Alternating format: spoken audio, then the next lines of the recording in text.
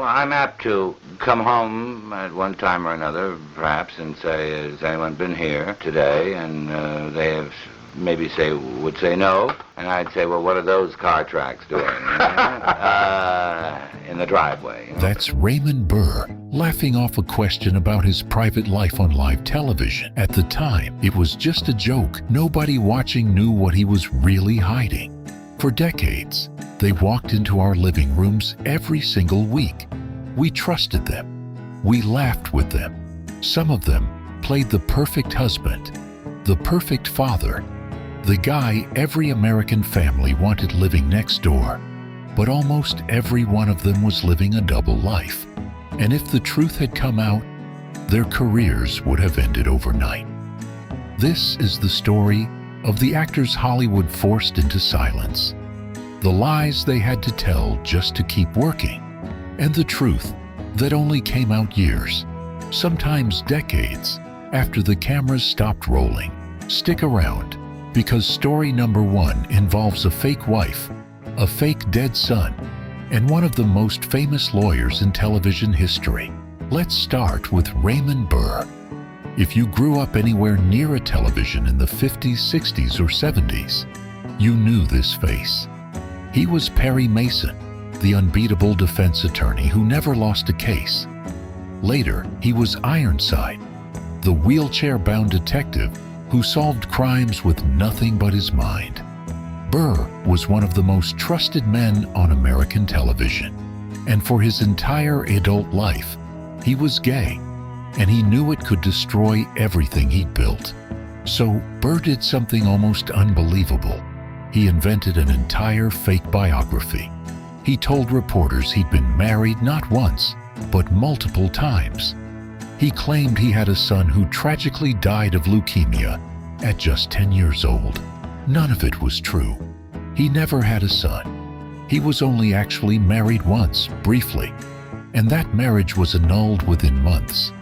Meanwhile, the real relationship of his life, with a man named Robert Benavides, lasted 35 years. 35 years, hidden from almost everyone except a small circle of close friends. Burr built this fictional, tragic backstory specifically so no one would ask why he never settled down with a woman. It worked. He carried the secret all the way to his death in 1993. It wasn't until years later that his own sister confirmed the truth. The wives, the dead son, all of it was invented. Now, here's a name almost everyone recognizes instantly. Robert Reed, the dad from the Brady Bunch. Mike Brady was maybe the most wholesome father figure on American television. Reed was gay, and here's the wild part. His entire cast knew it.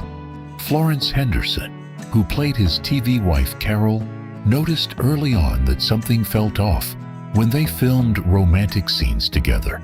Reed eventually told her the truth privately. From then on, they'd actually rehearse kissing and hugging scenes off camera first, just so it would look natural once the cameras rolled. Think about that for a second. The most famous TV marriage of its era was partly staged behind the scenes just to protect a secret. The rest of the young cast didn't find out until after Reed passed away in 1992. Barry Williams, who played the oldest son, later said Reed was forced into what he called a deeply closeted existence, and that it clearly weighed on him. Florence Henderson put it simply. She said, if Reed hadn't been forced to live that double life, a lot of his frustration and anger probably would have disappeared. Reed never got the chance to come out publicly. He died still hiding, and it wasn't just the Brady Bunch. Over on Bewitched, one of the biggest sitcoms of the 60s, there were actually two closeted actors playing major roles. Dick Sargent, who played the second version of Darren Stevens, spent his career as the picture of the traditional TV husband. It wasn't until 1991, on National Coming Out Day, that Sargent finally told the truth publicly, on national television. After that, he spent his remaining years as an outspoken advocate for LGBTQ rights and AIDS awareness.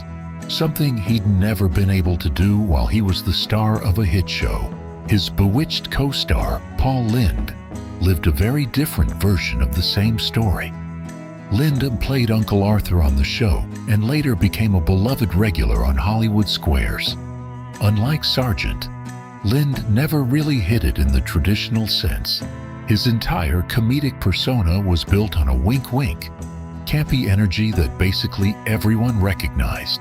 Even if nobody said the word out loud, audiences loved him anyway. But he never got to just say it. He lived what people who knew him described as barely in the closet, playing a character on TV that let him express who he was, as long as nobody made him confirm it in plain language. His close friend and fellow game show legend Charles Nelson Riley lived almost the exact same paradox. Riley was a Broadway Tony winner, a match game panelist millions of people watched every single day, and by most accounts, an open secret in the industry.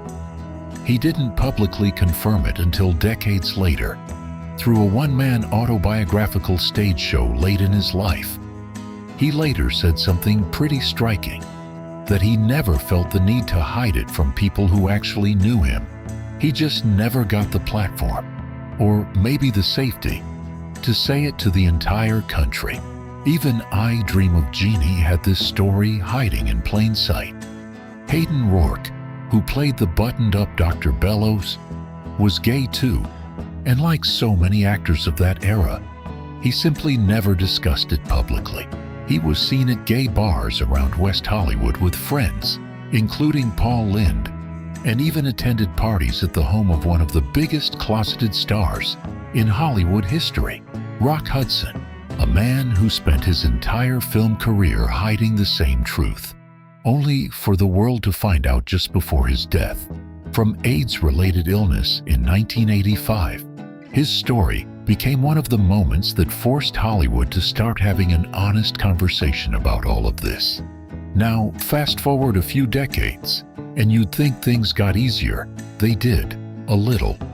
But even in the modern sitcom era, actors were still calculating the risk. Take Jim Parsons, who played Sheldon Cooper on The Big Bang Theory, one of the most successful sitcoms of the 2000s. Parsons didn't publicly come out until 2012, years into the show's massive success, and at the time, he was reportedly the highest-paid openly gay actor working in Hollywood. He later said it felt wonderful to just come out quietly, on his own terms, rather than have it forced out of him.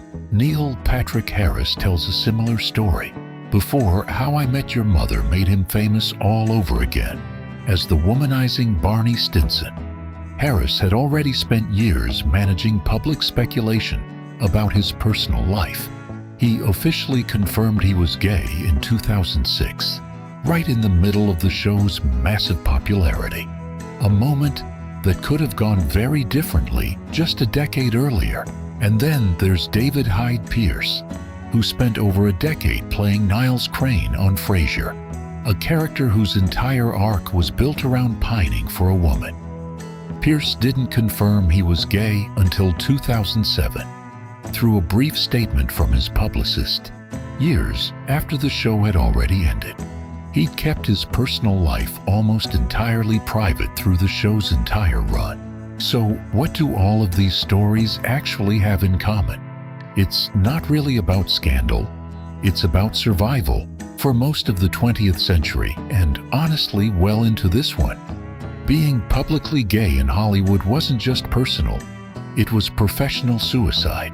Studios built into fake identities around these actors. Cast members quietly kept secrets for years, sometimes decades. Out of loyalty and protection, fans fell in love with fictional family men who were off camera, terrified of the very thing that made them who they were. What's remarkable is how many of these men still manage to be brilliant at their jobs while carrying that weight every single day on set. Raymond Burr built an entire fake family history rather than risk his career. Robert Reed rehearsed intimacy off camera just to protect a secret His own castmates were quietly guarding for him. Paul Lynde and Charles Nelson Riley turned the closet itself into comedy, hiding in plain sight behind characters that let audiences laugh without ever demanding the truth. And the honest, complicated part of this story is that things are still evolving. Some of these men never got the chance to say it themselves before they died. Others only found the freedom to say it once their biggest show was already long over. It's worth remembering that as we watch these classic reruns today, the perfect TV families we grew up loving were often built by men who couldn't be honest about their own lives just to keep entertaining us. If you found this one eye-opening, there are even more stories like this hiding behind some of the biggest shows in television history, and I'll be covering those next. Make sure you're subscribed so you don't miss it.